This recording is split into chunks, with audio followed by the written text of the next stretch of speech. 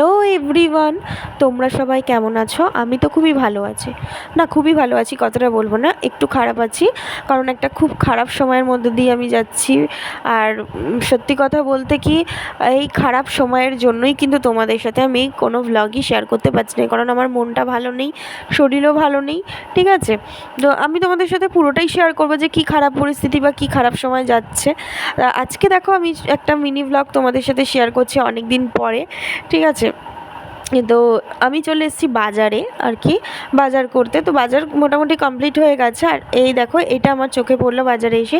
এটা হচ্ছে শালুক ফুল বা শাপলা ফুল, অনেকে অনেক নামেই ডাকে। তো তোমরা কে কী বলো আমাকে একটু কমেন্ট করে জানিও। আর এটা একটা সবজির মধ্যেই পড়ে, এটা রান্না করে খেতে হয়।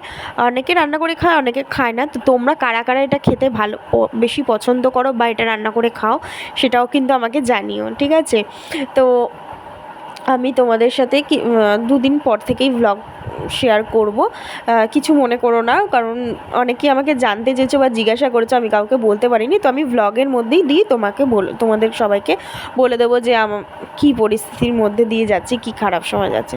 তো চলো, টাটা, বাই বাই, ভালো থেকো।